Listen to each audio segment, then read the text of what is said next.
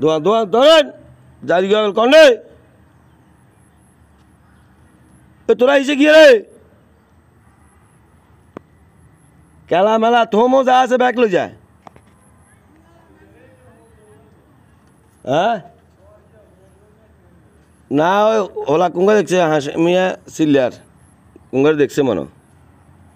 প্রিয় দর্শক বন্ধুরা যে দেখেন অনেক সুন্দর ধান আমাদের এখানে ধানগুলো চাষ করা হয়েছে ইনশাল্লাহ মাশাল্লাহ।